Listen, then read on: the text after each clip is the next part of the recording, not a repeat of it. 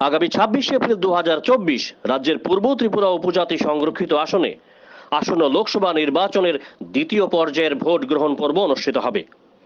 পূর্ব ত্রিপুরা আসনের ভোট যত এগিয়ে আসছে ততই যেন রাইমাভিলি বিধানসভা কেন্দ্রের গন্ডাছড়া মহকুমা সদরের ভোটের বাজার সরগরম হয়ে উঠতে শুরু করেছে। শুক্রবার গন্ডাছড়া মহকুমা সদরে বিজেপি, তিপ্রামথা এবং আইপিএফটি যৌথভাবে বিজেপির প্রার্থী কৃতি সিং দেববর্মনের সমর্থনে ঝড়ো মিছিল এবং পথসভা সংঘটিত করে। শনিবার তার পাল্টা দিল ইন্ডিয়া জোট। শনিবার ইন্ডিয়া জোটের উদ্যোগে পূর্ব ত্রিপুরা আসনের প্রার্থী রাজেন্দ্র রিয়াং এর সমর্থনে রাইমাভিলি বিধানসভা কেন্দ্রের গন্ডাছড়া মহকুমা সদর বাজারে একটি দীপ্ত মিছিল এবং জনসমাবেশ অনুষ্ঠিত করে।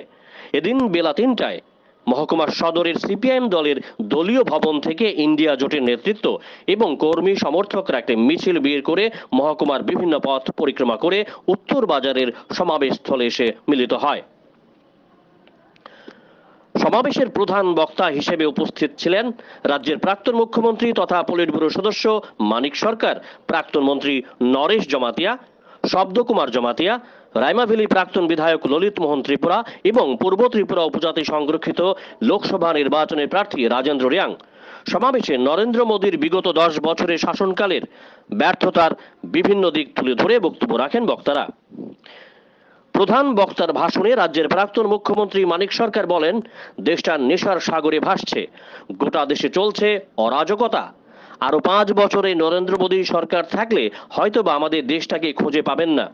প্রাক্তন মুখ্যমন্ত্রী মানিক সরকার আরো বলেন, হাসপাতালে ওষুধ নেই, ডাক্তার নেই, কৃষকরা উৎপাদিত ফসলের ন্যায্য মূল্য পাচ্ছেন না, বেকারদের মিলছে না চাকরি, উল্টো চাকরি হারিয়ে ঘরে বসে থাকতে হচ্ছে বহু যুবক যুবতীদের। গত 10 বছরে দেশের বৃহত্তর অংশের মানুষজন হতাশ। দেশবাসীকে প্রতিশ্রুতি দিয়ে প্রতিশ্রুতি রক্ষা করছে না নরেন্দ্র মোদী সরকার। সুতরাং এই প্রতারক সরকারটাকে আর রাখা যাবে না বলেও বলেন পলিট ব্যুরো সদস্য মানিক সরকার। তার জন্য গোটা দেশে বিভিন্ন রাজনৈতিক দলকে নিয়ে ইন্ডিয়া জোট গঠন করা হয়েছে। রাজ্যের পূর্ব ত্রিপুরা আসনে আমাদের ইন্ডিয়া জোটের প্রার্থী রাজেন্দ্র রিয়াং আগামী 26 এপ্রিল কাস্তে হাতুড়ি তালুকা চিহ্নে ভোট দিয়ে রাজেন্দ্র রিয়াংকে বিপুল ভোটে জয়ী করার জন্য সকল অংশের ভোটারদের কাছে আবেদন রাখেন প্রাক্তন মুখ্যমন্ত্রী মানিক সরকার। সুই, সুতো, গজ, ব্যান্ডেজ যার অপারেশন হবে তাকে অথবা তার পরিবারের লোকদের বাজার থেকে কিনে দিতে হবে, না হলে অপারেশন হবে না। কোথায় আছি আমরা? মনে করবেন না এটা শুধু ত্রিপুরার চেহারা।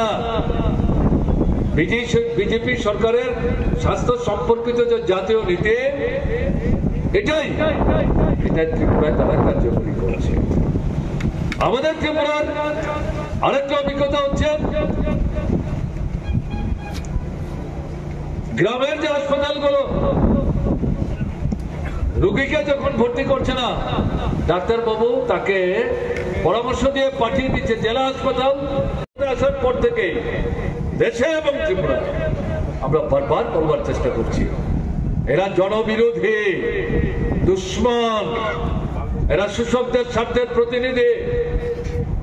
ভুল করে, বিভ্রান্ত হয়ে, মোহগ্রস্ত হয়ে এদের প্রলোভনের ফাঁদে পড়ে যারা ভোট দিয়েছেন, আপনাদের অভিজ্ঞতার প্রয়োজন ছিল। সময়ের ব্যবধানে, বেশি সময় লাগবে না, বুঝতে পারবেন কোথায় ভুল করেছে। এরকম একটা জায়গায় আমরা যখন এই কথা বলছিলাম এবং আমরা আহ্বান করছিলাম দেশের সমস্ত গণতান্ত্রিক, ধর্মনিরপেক্ষ, খানিকটা জনজীবনের মৌলিক গুরুত্বপূর্ণ অর্থনৈতিক সমস্যাগুলি সমাধানের প্রশ্নে গণতান্ত্রিক আন্দোলনের সমর্থক তাদের কাছে আমরা আহ্বান জানিয়েছিলাম, যার যার মঞ্চে দাঁড়িয়ে আলাদাভাবে, বিচ্ছিন্নভাবে এই লড়াই করলে হবে না। শিক্ষা জন্মগত অধিকার, নতুন আইন তৈরি করেছে 2020 সালে কেন্দ্রের বিজেপি সরকার, রাজ্যের সরকার তাকেই ত্রিপুরায় কার্যকরী করার চেষ্টা করছে। গরিব, মধ্যবিত্ত, নিম্নবিত্ত, ছোট বাজারের ব্যবসায়ী, উপজাতি, তফসিলি, ওবিসি, সংখ্যালঘু নির্বিশেষে তাদের ছেলেমেয়েরা উচ্চশিক্ষার সুযোগ পাবে না, ডাক্তার হতে পারবে না। ইঞ্জিনিয়ার হতে পারবে না, আইএস, আইপিএস, আইএফএস হতে পারবে না। যেহেতু তারা গরিব, পয়সা নাই,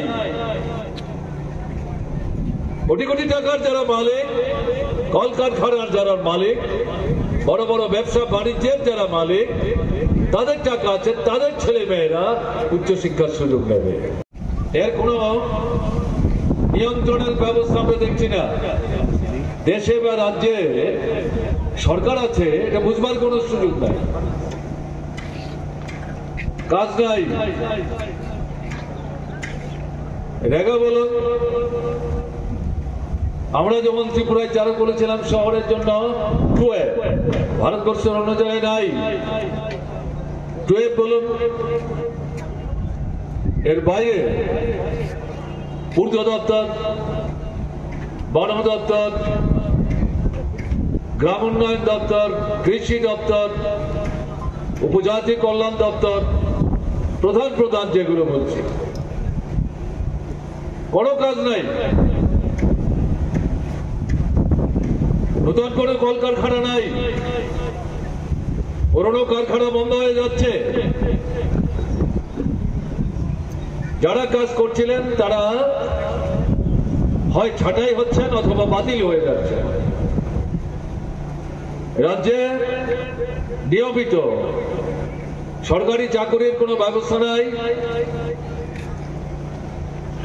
চুক্তিবদ্ধভাবে কয়েক মাসের জন্য কিছু লোক নিয়োগ করা হচ্ছে, তাতেও দুর্নীতি। প্রান্তিক চাষি, ভাত চাষি জমি বন্ধক দিয়ে ধার দেনা করে ফসল ফলাচ্ছেন, বাজারে বিক্রি করে ফসল ফলাতে যা খরচ হচ্ছে সেই দাম পাচ্ছেন না। এই নীতি ত্রিপুরায় বিজেপি সরকার কার্যকরী করছে। বামফ্রন্ট সরকার থাকার সময় কলেজ অব্দি বিনা পয়সা পড়ার ব্যবস্থা হয়েছে, অন্যগুলো আমি বলছি না। স্বাস্থ্য, জন্মগত অধিকার, কেন্দ্রীয় সরকার, রাজ্যের সরকার, বিশেষ করে যে যে রাজ্যে বিজেপি সরকার, ত্রিপুরার মতো নতুন করে কোনো হাসপাতাল করছে না। ডাক্তার পাস করে বসে আছে, আমি ত্রিপুরার কথা বলছি, বামফ্রন্ট সরকারের তৈরি করা মেডিকেল কলেজ, শয়ে শয়ে ডাক্তার পাস করে বসে আছে। সারা ভারতবর্ষে এবং ত্রিপুরায় ডাক্তার যা দরকার হাসপাতালে, সেই সংখ্যক ডাক্তার নিয়োগ করছে না।